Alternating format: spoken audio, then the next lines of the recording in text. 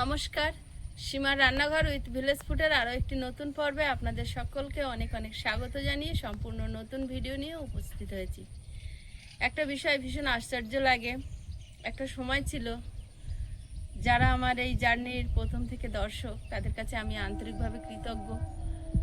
একটা সময় ছিল যখন আমার এই ভিডিওটা শুরু করব কোথায় সারাক্ষণ ভাবতাম, আর প্রতিটা ভিডিও শুরু হতো রাস্তার উপরে দাঁড়িয়ে। কোথাও জায়গা ছিল না, একটা বাগান বা একটা পা রাখার জায়গা ছিল না, এক কাটা জায়গা পুরোটাই ছিল ঘর। তো সেই জায়গা থেকে উঠে এসে আমি সীমা আজকে আপনাদের সামনে দাঁড়িয়ে আছি নিজের উঠোনে। আপনাদের ভালোবাসা, আপনাদের আশীর্বাদ, আপনাদের সহযোগিতায়, আপনাদের এই পাশে থাকা কখনোই আমরা ভুলতে পারবো না। আপনারা যদি সহযোগিতার হাত বাড়িয়ে না দিতেন, ভিডিওগুলো না দেখতেন, পাশে এসে না দাঁড়াতেন, তাহলে আজ হয়তো আমাদের এখানে আসা সম্ভব হতো না। তো দেখতে থাকুন পর্বটা, আশা করছি ভালো লাগবে। আর ভালো লাগলে লাইক, কমেন্ট, শেয়ার করার অনুরোধ রইল। আর যেগুলো বাস্তব, যেগুলো না বললে নয় দর্শকদের কাছে, সেগুলো নিজেকে আপনাদের সামনে এইভাবে তুলে ধরতে যে কি ভালো লাগে, সেটা অনুভূতিটা যার হয় সেই বুঝতে পারে। তো সেই মাঝে মাঝেই যখন এই যে সুন্দর বাগানের পাশে, তুলসী মঞ্চের পাশে, সুন্দর সুন্দর গাছের পাশে ভিডিও শুরু করি, তখন যেন আমাকে অনেকটা বছর পিছনে নিয়ে যায়। এখান থেকে 4 বছর আগে কেমন ছিলাম, কেমনভাবে ভিডিও শুরু করতাম, লোকের জায়গায় রান্না করতাম, লোকের জায়গায় মাছ কাটতে বসতে হতো, রাস্তার ওপরে কতবার মাছ কেটেছি, রাস্তার ওপরে দাঁড়িয়ে ভিডিও শুরু করেছি, লোকে বলেছে বাঁশখটা তুলে নাও, এখানে আর রান্না করবে না। কত পরিস্থিতির মধ্য দিয়ে এসেছি। আজকে নিজের রান্নাঘর, নিজের বাগান, নিজের উঠোন, সব হয়েছে আপনাদের ভালোবাসায়। আজকে একটু বাগান থেকে লাউ শাক কেটে নেব। চালে তুলে দিয়েছি, আর এর গোড়ার ডোব যে কটা বেরিয়েছিল কেটে খেয়েছি, তো আরো দ্বিগুণ বেরিয়েছে। যা কেটেছি তার দ্বিগুণ বেরিয়েছে। আর কি কচি কচি, এখনই খাওয়া একদম স্বাস্থ্যকর।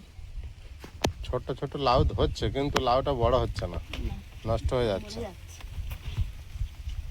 এই একটা ডোগ এদিকে চলে গেছে, গিয়ে এই একটা লাউ ধরেছে, এই দেখো কত বড় হয়েছে, ওদিকে ছড়িয়ে পচে যাচ্ছে।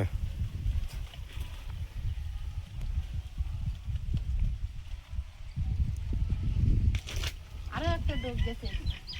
নিচে যেগুলো শুয়ে পড়েছে ওইগুলোই কাটো। এই তো কাট, এই দেখো কত দূর চলে গেছে শুয়ে শুয়ে। আর শুয়ে আরো ভালো যেতে হবে। লাউ দিয়ে কি বানাবে? লাউ শাক আজ ভাজা করবো। কত বড় বড় হয়ে গেছে, কোন দিক দিয়ে কাটি কার।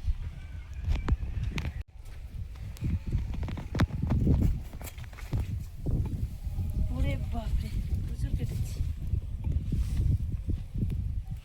ওই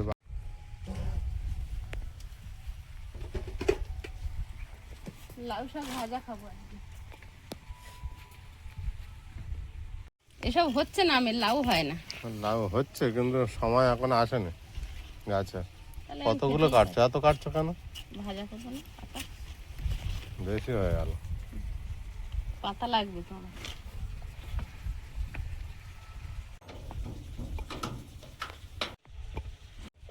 আজকে একটু রোদ বেরিয়েছে, মাটি ভিজে গল্প করছে।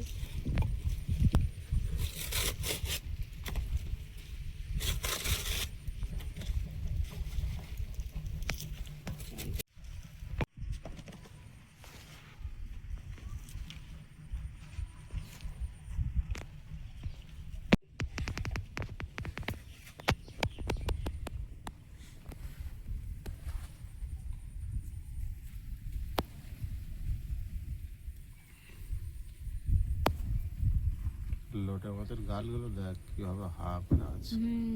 যখন ওঠে, আমি তাও জ্যান্ত লোটে মাছ দেখেছি জানো বাপি একটা ভিডিওতে।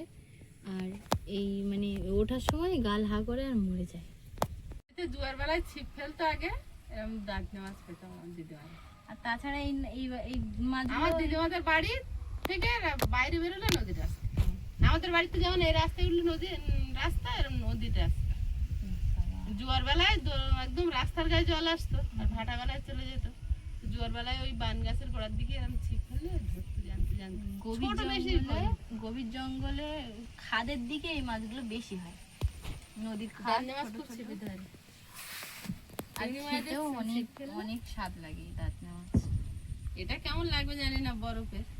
বড় আমরা টাটকা কোথায় পাবো, নদীর দেশের মানুষ হলেও আর টাটকা পাওয়ার যোগ নেই এখন। এই মাছগুলো একটা একটা 1 কেজির ওপরে 1.5 কেজির ওপরে করে ওজন হয়। অনেকটা খেতে ওই ভেটকি মাছের মতো লাগে। এটা তো ছোট। বাকি এটা ওজন কত? ওই 450। তাও বলো। আর মাছটা একটা 450 না 400। সলিড মাছ একদম না। একটাই কাঁটা। হুম ওই হ্যাঁ ওই ছোট যে মাছটা দিয়েছে হুম। ওইটা দিয়ে পুরো 450 পুরিয়েছে। একটু কমছে। ওরা ওই করে যে কোনো একটা মাছ দিয়ে দেয়। এই কাঁটাগুলো কাটতে পারলে আর এইখানে একটা দাঁতে কাঁটা কাটবি? আছে।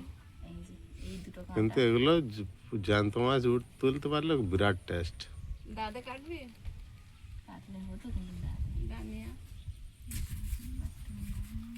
তুই পুকুরে ছেড়ে দিয়ে তো বড় হোক। এইটাই আমিও এটাই বলছিলাম। উচিত এত ছোট মাছ খাওয়া। একটা হার্ড একটা কিডনি ডোনার হচ্ছে খোঁজো, একটু সব পাট পড়তে বের করে দেওয়া হোক। তা বলেছিস খারাপ। আলু ছাড়িয়ে নিচ্ছি, লোটে মাছের চপ করব। তার জন্য একটু আলু ছাড়িয়ে আলু ভাতের মধ্যে দিয়ে সেদ্ধ করে নেব। লোটা আছে চপ করবে? হ্যাঁ, বাহ, যা এনেছে অল্প তাই। আমার আফসোস লাগে বাপি খেতে পারবে না। খেতে পারি। পারবে? এখন আস্তে আস্তে খাচ্ছে না একটু করে। কালকে আমার এত হাসি পাচ্ছে, বলছে আমি খেতে পারি না, বানিয়েছে আমার তো ইচ্ছেও হচ্ছে। রাগ হয় না বল? আর যেই মা আসছে সে চুপ করে গেছে। কেন মাকে কি ভয় পায় নাকি? বললে খেতে বলবো তো। কেউ ভয় পায় না, ভয় পাই না। ভয় পেলে আর এত করো। ওই যে দুটো ছাড়া ডাল আছে কালকে 4টে আলু ছাড়িয়ে নিয়েছি, ভাতের মধ্যে দিয়ে দেবো। এই মাছেরও ছোট ছোট কাঁটা না? প্রচুর ছোট ছোট আঁশ, কাঁটা নেই। এই জায়গাগুলোর এই আঁশগুলো ছাড়াতে খুব মানে সময় সাপেক্ষ আর খুব চোখ নিখুঁত করে দেখে একদম। এই মাছটা ভালো আসলে ভালোই টেস্ট। হুম, একবার এনেছিলাম কি টেস্ট ছিল। খুব ভালো লাগে তো। তারপরে ওই লোভে আরেকবার নিয়ে এসেছি, বাবু আনতে বলেছিল। আচ্ছা, তার টেস্ট হবে কেন? একবার খেয়ে বলো এই মাছ আবার নিয়ে এসো।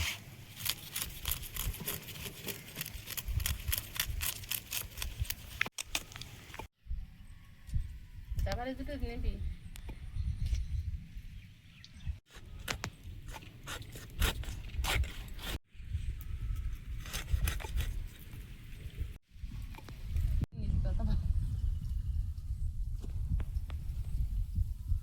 লাউ পাতাগুলো আমি বেছে নেবো। এই শাক বাছা ব্যাপারটা আমি কারোর হাতে দিয়ে শান্তি পাই না। আমি মাঝে মাঝে তো বাছি, ওটা বললো না। ওটা আমি আবার বাছি। বাবা বাবা বাবা, আমার শাকটা মনে হয় কেউ শাক বেচা আর বেগুন কাটা, মানে আমি নিজে হাতে, আর এই সিম, এইগুলো আমি কারোর হাতে দিয়ে শান্তি পাই না। মনে হয় আমার পোকা থেকে যাচ্ছে। এই যে লাউ পাতার এই নিয়মটা তোকে আমি বোঝাতে পারি না। এই যে পাতাটা তুই 2 পিট বাছলি, বাছার পরে এই যে শিরা, প্রত্যেক শিরার থেকে এইভাবে টানতে হবে। টানলাম, কোচাটা তুই ভালো পারিস, আমি অস্বীকার করছি না। এই যে একভাবে সাজিয়ে রাখতে হবে, ধরে মুঠো করে কোচো এইটুকু। তাহলে আমি পারি। তুমি মাছ কাটা হয়ে গেছে আর মা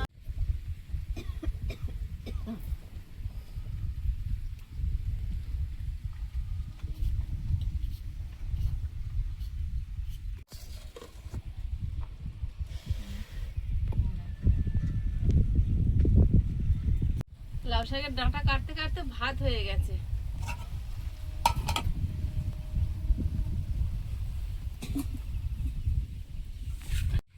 কি হলো? ফ্যান পড়েছে।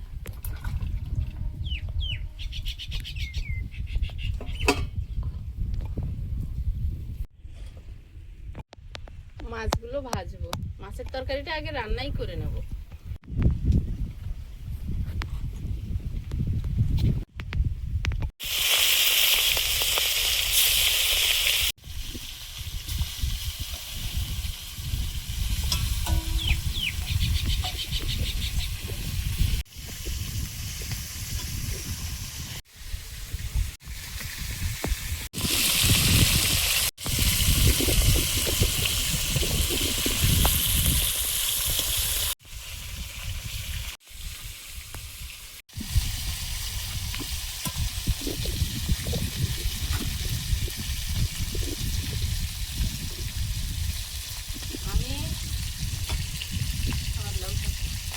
প্রিয়াঙ্কা মাথাটা একটু বড় করে কাটে, মাথাটা আমি খাই তো আমার কথাটা আমি ভাববো না।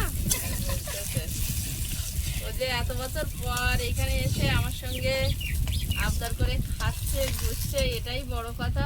ফিরে পাবো তো আশা করিনি।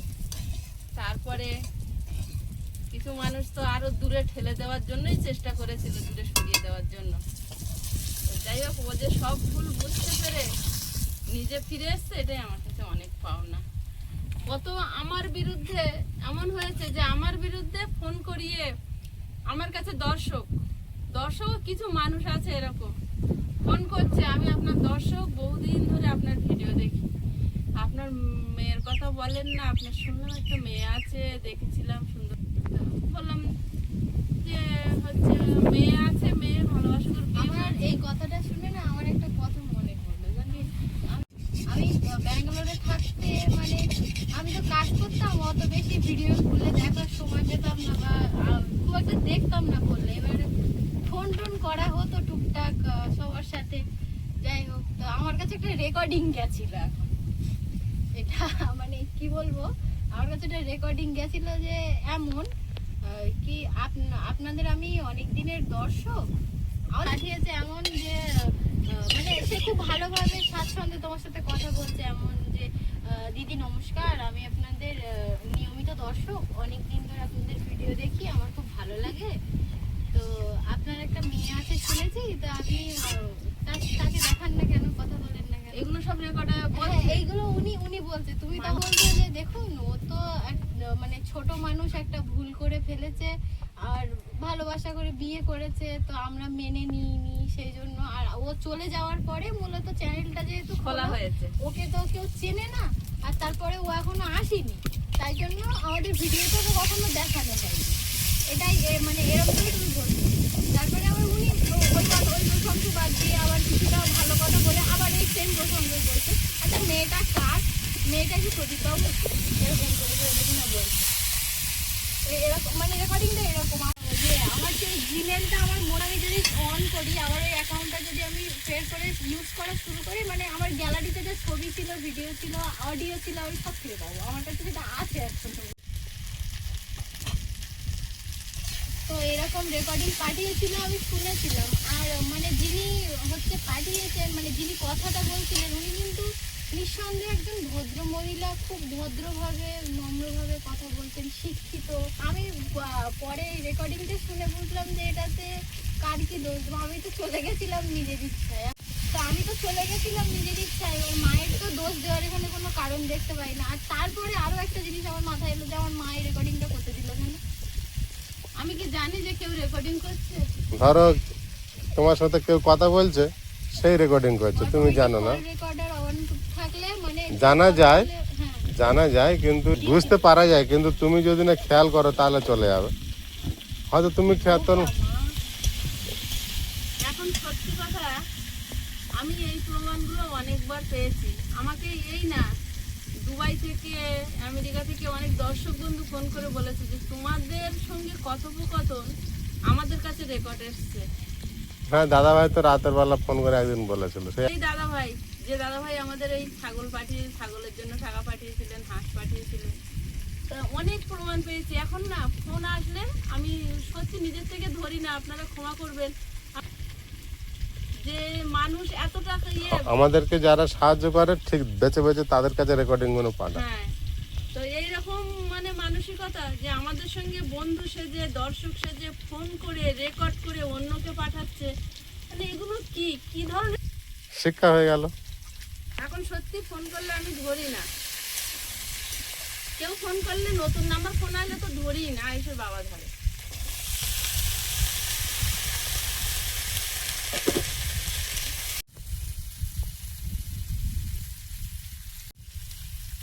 তুই যে রেকর্ডিংটা শুনলি, ঠিক আছে, যেই পাঠাচ্ছে খুব ভালো মানুষ পাঠিয়েছে, তা সেটা তো 3-4 হাত হয়ে তোর হাতে গেছে, তা তুই শুনে কি বুঝলি? তোকে কি কোনো খারাপ কথা বলেছিল ওই রেকর্ডিং এর মধ্যে পেয়েছিলি? না, খারাপ কথা আমায় নিয়ে কিছু না, কিন্তু যে পাঠিয়েছিল আমার কাছে রেকর্ডিংটা, মানে রেকর্ডিংটা মানে কেমন, যে আমাকে নিয়ে সব ভালো ভালো কথাই আছে, কিন্তু উনি আমাকে মানে বোঝানোর কায়দাটা একটু অন্য ছিল। উনি বলতে চাইছে যে দেখ, তোর সম্পর্কে কোনো আলোচনা করতে পারে না, তুই যে একটা মানুষ, তোর কোনো অস্তিত্বই রাখতে চায় না ওরা, এরকম একটা ব্যাপার। আর আমি রেকর্ডিংটা শুনে পরে নিজে নিজে যেটা বুঝলাম,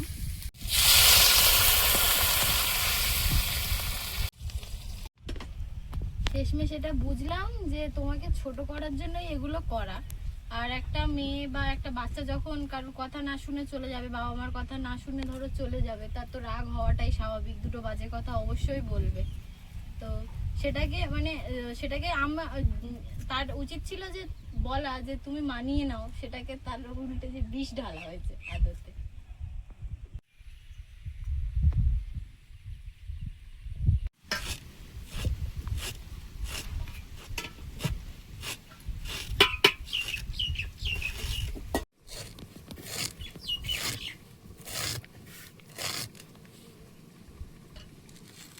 প্রিয়াঙ্কার মাথাটা আগে দে।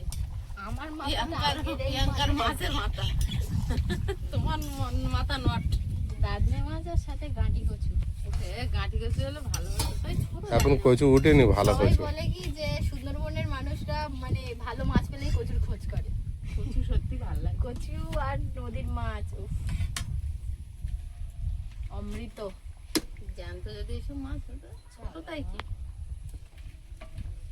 কড়াইতে অল্প একটু জল দিয়ে দিলাম, একটু লবণ, হলুদ গুঁড়ো, মাছগুলো সেদ্ধ করে নেব।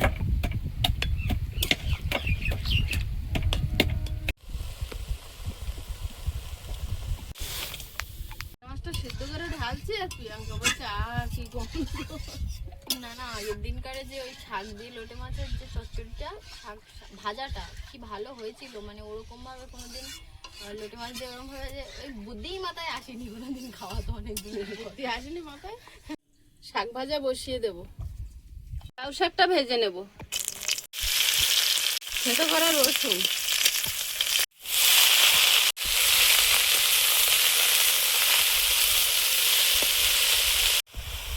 লাউ শাকের ডাঁটাগুলো দিয়ে একটু ঢাকা দেবো।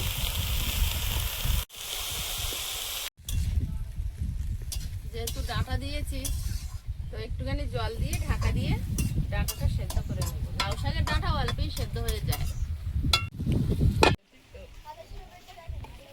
লোটে মাছগুলো ছাড়িয়ে নিচ্ছি, কাঁটাগুলো গোটা গোটা বেরিয়ে যাচ্ছে।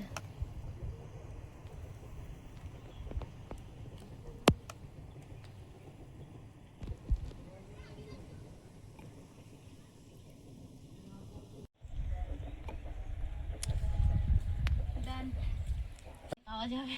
খা, খা না পারলেই খাবি, রাঁধলেও তোরা খাবি, কাঁচাও তোরাই খাবি। কি সুন্দর দেখাচ্ছে, কালারফুল। বিড়ালে গেছে, আয়ুষ ভালো করে আমার থেকে, ও হলো বেরোলে আওয়াজ বের করে।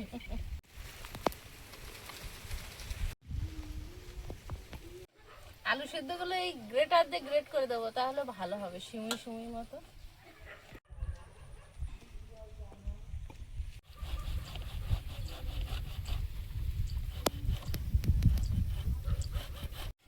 পেঁয়াজ, আদা, রসুন থেতো করে নিয়েছি, আর পেঁয়াজ আদা সব ফোড়নে করে দেবো।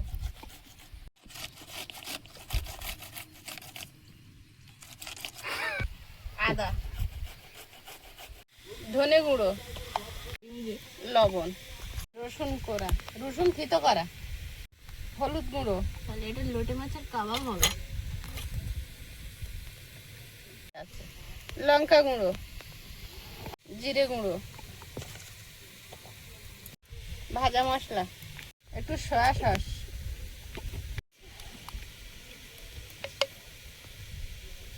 Chilli sauce, green chilli sauce, বেসন,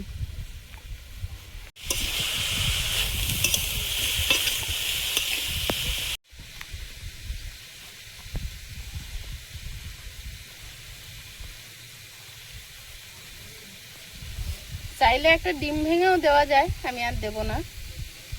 হাতে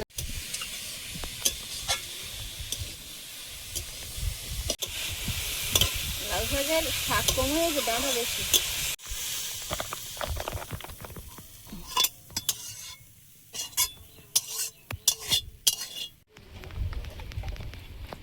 লোটে মাছের চপগুলো ভাজবো, কড়াইতে তেল দিয়ে দিচ্ছি। এরকম লম্বা শেপে ভেজে নেব।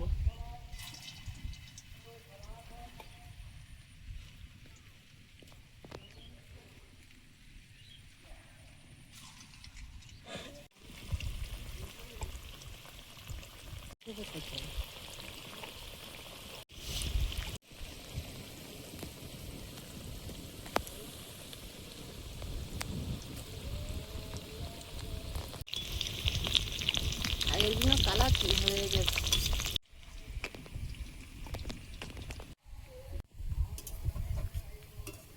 চপগুলো ভাজা হয়েছে, তুলে নেব।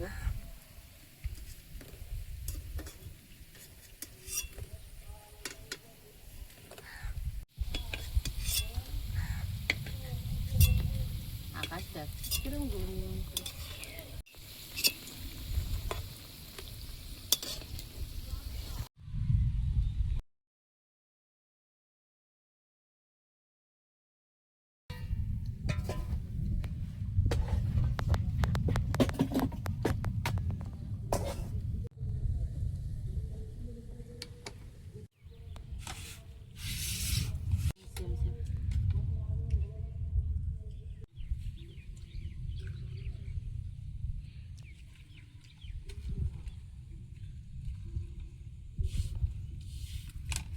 আমি একটা নেবো, আগের দিন খাই না তো। নাও নাও নাও নাও।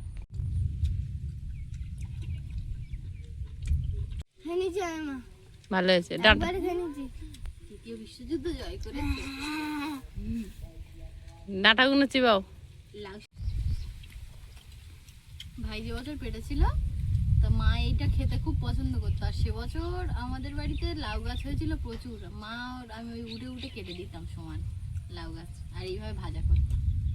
ওই ঘরে চাল ভরে গিয়েছিল। হ্যাঁ, আর একবার বাপি হচ্ছে খেয়ে অফিস যাবে, আমার বলেছে একটু মোটা থেকে ডেটা কেটে দিয়ে দিই, সে আমি করে একদম পুরো মাজারতে কেটেছে। আর ডাঁটা লাট, আমি বলেছি মোটা ডাঁটা, তা সেই এইরকম মোটা মোটা হয়ে গেছে যে ডাঁটা আটা নিচে তো ভালো উঠতে পারতাম। গ্রিল বেয়ে উঠে যেত, ওই যে দরজা যে গ্রিলটা। করে দাও। ওই বছর লাউ শাকটা বিশাল হয়েছে। লাউ শাকের এই ভাজাটা দারুণ হয়েছে কিন্তু। আর ওই ঠাকুর বাড়ির ওই দিদা শুধু বলতো, তুই এত লাউ শাক খাস, তোর ছেলে হলি তোর ছেলের গায়ে লোম ভরা থাকবে। সত্যিকারে কিন্তু হয়েছিল। এখন আয়ুষ হয়েছে গায়ে লোম ভরা। এটা লাল লাল হয়ে থাকে। হ্যাঁ, শাকটা আবার একটু নিচ্ছে। খাও। হেভি হয়েছে কিন্তু মা। হেবে? এখন মনে পড়েছে, প্রথমে তো খেয়ে যাচ্ছে। হ্যাঁ, এটা কাটলেট। কাটলেট। এটা একদম ক্রিসপি আর ভেতরটা আমি তো শাক ভাজা খেয়ে যাচ্ছি, আর একটুখানি নিয়েছিলাম। খাও খাও। বিশাল ভালো হয়েছে। আকাশ কিরম ডাকতে দেখো। টেস্ট আগের দিনও ভালো হয়েছিল টেস্ট। আমি আমার মাথা দিয়েছিলাম, ফেরত নিয়ে নিচ্ছি। তুই তোর মাথা দিয়েছিলি? এবার ভালো বলেছি। ওই আর কি। ও যেখান থেকে এসছে, আমি আর খুব একটা মাথা খাই না। আমার জিনিস আমি খাবো। তুমি খাও। মা এখন লেগের দিকটা বেশি খায়। এখন প্রিয়াঙ্কা বাবু খায়। মা দিদি উঠবে, ওটা কোনো অবস্থা হবে। আরো তাকানোটা বড় হবে। হ্যাঁ, এইবার হয়েছে। এই তরকারি ভালো হয়নি তো, মাছ দে আমার। তরকারি ভালো হয়নি তো মাছ দে মানে কি? তো তুই খাবি না? আমি খাবো না বলেছি। খাবি? মাছটা টাটকা আছে, ভালো হয়েছে মাছটা। আমি তাহলে একটু নিই, ভালো ভালো আছে। ওরে বাবা, আজ বিড়াল ডেকেছে, তাড়াতাড়ি চলো ঘরে, চলো চলো। দৌড়াতে হবে। তরকারি ভালো হয়েছে? ভালো হয়েছে, দারুণ টেস্ট। দারুণ হয়েছে। আমি তরকারিটা যখন হচ্ছে আমি তখন তো বলেছি যে মা তরকারিটা দিয়ে মাছটা মানে কেন যখন ঝোলে দিচ্ছিলাম তুই বললি তরকারিটা কিরম রাঁধতে মা? আমার মনে হচ্ছিল কালারটা কেমন, তারপরে দেখছি না মেঘটা কেমন হয়েছে দেখো। কুন্ডুলি পাখি এক জায়গায় হয়ে বিরাট টেস্ট হয়েছে এই তরকারিটা। ষষ্ঠ পাঠ। শোস্টপার।